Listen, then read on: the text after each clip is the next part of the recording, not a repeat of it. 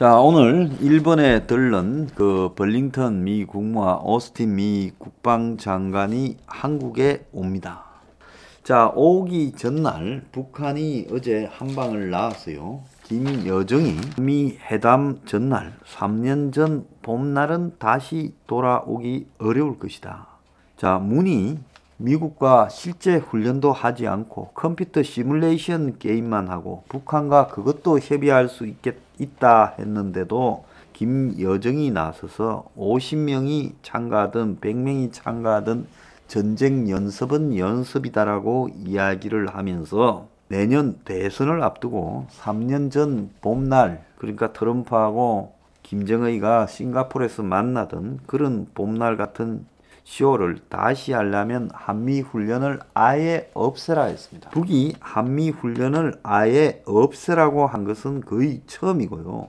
문 정권을 향해 태생적 바보, 판단 능력마저 상실한 때때 말더듬이라고 이야기를 했어요. 자, 북이 이건 해도 너무 심한 이야기를 하고 있는데 통일부는 그런데도 같은 날 한미훈련이 어떤 경우에도 군사적 긴장을 조성해서는 안 된다라고 이야기를 했습니다.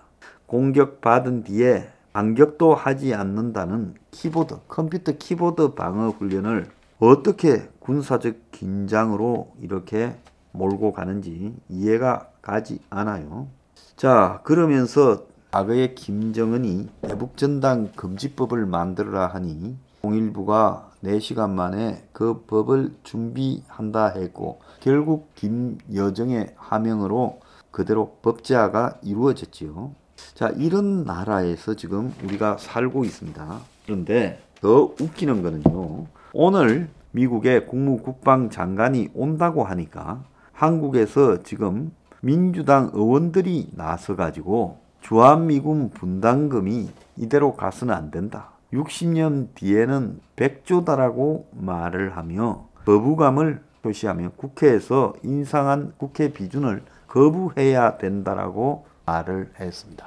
미국 입장에서는 트럼프가 완전히 그냥 5조 원 부르고 이러면서 바가지를 세울라 한 걸 바이든 정권에서 상식적 인상 수준으로 합의해 준 부분을 가지고 이제 국회가 오늘 미국 국방국무장관이 한국에 방문하는 날 민주당이 나서 가지고 기준 동의를 거부해야 된다, 이렇게 말을 했습니다.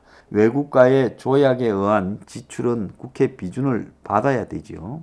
자, 그런데 작년에 타결이 돼야 될 게 지금 1년 더 지나서 타결이 됐는데 이거를 과도한 분리라고 말을 하고 심지어 트럼프 때의 바가지를 합리적으로 설정해 줬는데 이렇게 들고 놓은 이유는 어제 말했던 김여정의 대남 비난, 이런 부분과 관계가 있고 또 문 정권이 지금 이 오스틴과 블링컨이 와서 지금 한국에 대해서 쿼드 플러스에 참가하고 그리고 사드 체제 강화를 이야기를 하고 이 미사일 방어망 등에 들어오라고 이야기를 하는 부분에 대해 미리 빠져나가려고 선수를 치고 있다. 이런 식으로 가다가는 미국과 최악의 상황으로 갈 수밖에 없다, 그런 예상이 들어요. 야권에서 방위비 협상 타결 환영 메시지를 냈는데 여당 민주당이 문재인 정부가 내세운 주한미군 분담금 합의가 성과라고 했던 부분에 반발을 하고 나섰다는 겁니다. 자, 서욱 국방장관은 아쉬운 점이 없지 않다라면서도 합의에 대해, 분담금 합의에 대해 한미 동맹 유지를 위해 불가피한 측면이 있는 결정이다 하고 이렇게 입장을 밝혔는데 어제 더불어 거수기당의 홍영표가 국회 국방위원회 전체 회의에서 방위비 분담금 합의에 대해 정말 국회에서 통과시키기가 싫다, 이런 식으로 한미 관계가 계속된다는 것은 바람직하지 못하다, 미국 국무국방이 와서 2+2 회의를 한다고 하니까 이 국회가 분담금에 대해서 반대하는 분위기를 그들에게 전해달라고 이야기를 했습니다. 자, 김민기 더불어거수기당 의원은 우리나라와 일본을 비교하면 우리나라는 방위비가 분담금이 꾸준히 늘어나는 추세고 일본은 조정이 되는 추세다. 이 추세로 가서 8% 인상을 하면 60년 뒤에는 100조가 된다. 60년 뒤에 인플레이션 상황을 고려하면 그게 100조겠습니까? 지금부터 60년 전을 생각해 보세요. 지금이 2020년이니까 1960년대에 화폐 개혁도 되기 전에 돈 단위하고 비교를 한번 해봐라는 겁니다. 이런 헛소리를 하고 자빠졌고요. 기동민은 사실상 비통하다. 2030년, 2040년이 되면 천문학적 숫자로 올라간다. 우리는 전자권 해소를 위해 국방비를 확대하고 있는데 거기에 따라서 방위비가 계속 올라간다는 것은 납득하기 어렵다. 국민이 납득할 수 있겠냐. 이제 전자권 해소하고 미국하고 헤어지려는데 뭔 분담금을 이렇게 많이 내라고 하냐. 이 짓을 하는 겁니다. 자, 한미 양국은 올해 방위비 분담금 인상률을 13.9%, 1조 1833억으로 합의하고 2022년부터 2025년까지는 국방비 증가율대로 분담금 올리는 안에 합의를 한 상태입니다. 이렇게 이제 비준 동의만 기다리고 있지요. 그래서 협정 첫해 2020년 작년에 협상을 못했으니까 인상률은 동결하고 앞으로 5년 해서 2020년부터 2025년까지 6년간의 협정인데요. 물가 인상률이 아닌 방위비 증가율이 분담금에 반영됐다라고 한국이 불리하다며 논란을 제기하고 있는 겁니다. 좀 웃기지요. 우리나라 국방비가 52조가 넘는데 그중에 1조 2천억도 안 되는 돈을 가지고 미군의 한국 방위 신세를 지고 있으면서 이게 만리 정리 난리를 떨고 있습니다. 국민의힘 소속 의원들은 대체로 적극 환영한다고 한미가 원만하게 했고 5년간은 이 문제에 신경 안 쓰게 돼서 다행이다라고 했고, 서욱은 어제 국회에 출석해서 나름 노력하고 원칙 준수했고 상대가 있는 협상이고 동맹 정신을 발휘해야 하는 부분도 있었다라고 말을 했습니다. 물가 상승률이 아닌 국방비 증가율을 반영해서 방위비 인상률을 책정한 것은 이전 연도에도 물가 상승률이 아니라 국방비 증가율을 적용했다. 그래서 미국에서 국방비 증가율을 적용하자는 의견이 많았고 방위비 분담금도 국방비에 해당되는 거라 우리도 그랬다. 그게 맞지요. 한국의 물가 상승률을 할 거냐 미국의 물가 상승률을 할 거냐 애매하잖아요. 그래서 한국의 방위비가 증가하는 만큼 올리자라고 하는 것은 미국이 상식적으로 합의를 해준 거라고 봅니다. 자, 그래서 작년에 분담금을 2019년으로 제로로 했기 때문에 올해 인상된 것은 연 7%밖에 안 되는 거예요. 이걸 가지고 저 난리를 떨고 저러는 이유의 핵심은요 따로 있죠. 그게 뭔가 하면 저자들이 저러는 이유의 본질은 미국이 와서 중국 포위 구도에 동참하라고 굉장히 압박을 할 거다. 도쿄에서 열린 미일 2+2 회의에서 블링컨하고 오스틴 이 두 장관이 대북 전략의 모든 선택지를 둘 거다. 그래서 북한에 대한 견제, 압박, 대화까지도 달할 수 있다. 이런 부분을 말했습니다. 자, 최근에 백악관이 북한의 상식적인 수준의 접촉 시도를 했지만은 북한이 답이 없었다라고 말을 했다. 이걸 공개를 했습니다. 그래서 북한의 어떤 답변도 받지 못했고 1년 이상 대화가 없는 상황이다. 그래서 서로 우발적인 충돌이 일어날까봐 라인은 열어놓으려고 대화를 시도했지만 북이 다 차단하고 응하지 않았다. 아무런 답을 하지 않고 있다고 말을 했어요. 자, 그래서 결국은 중국 정책과 북한 정책에 있어서 문가리가 지금 바이든 정권을 초반에 한국 대기업 등을 이렇게 앞장 세워가지고 미국 워싱턴 DC의 로비스트들을 통해서 문가리의 비핵화 사기쇼 시즌2를 끌어가려 했는데 바이든 정권은 뭐 말도 꺼내지 마 해버리고 그건 관심도 없어. 북한은 내버려둬. 중국 포위하자. 그리고 너네들 사드나 미사일 방어 공격 합리할 거냐.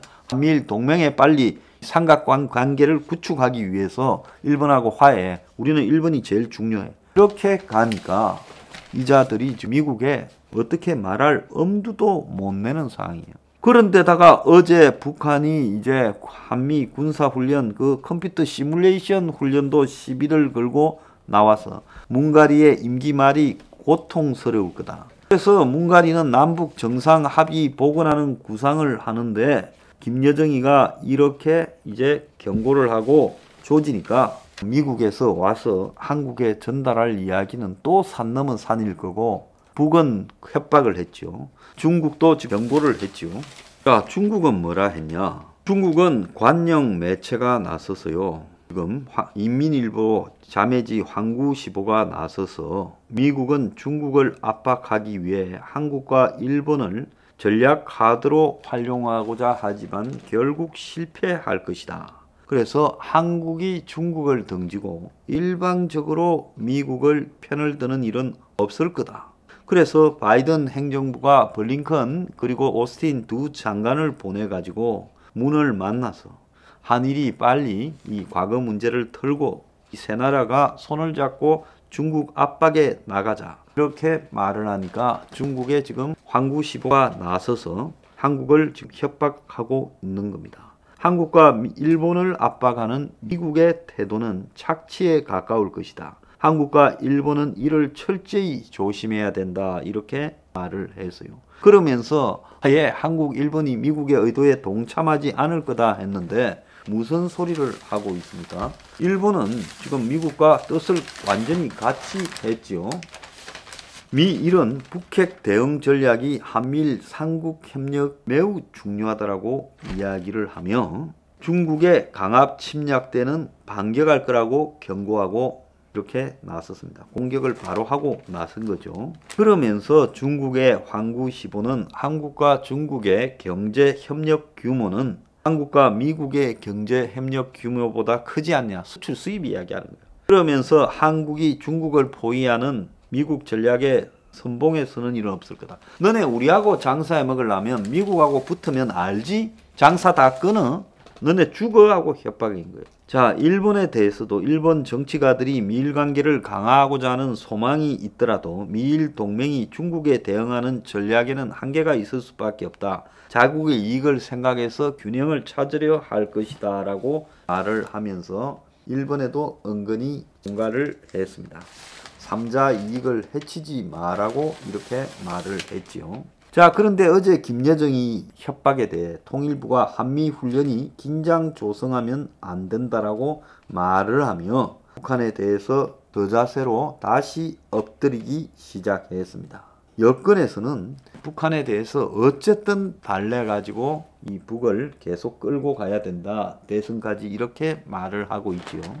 이런 측면들을 감안할 때 여권에서 터져나온 주한미군 방위비 분담금이 많다. 그래서 국회 비준을 할 수 없다라는 움직임은 오늘 미국에서 블링컨 오스틴이 와서 헝가리에게 최후 통첩할 문제에 대해서 너네들 그렇게 하면 우리는 이 돈 합의 깬다라고 아주 유치하게 공갈 협박하는 거예요. 미국은요, 한미 주한미군 방위비 분담금을 한국 국회가 비준하지 않고 깨면 더 좋아할 겁니다. 왜? 그걸 핑계로 일부 미군을 빼면서 한국을 제대로 손봐줄 계기를 잡을 수 있을 거예요.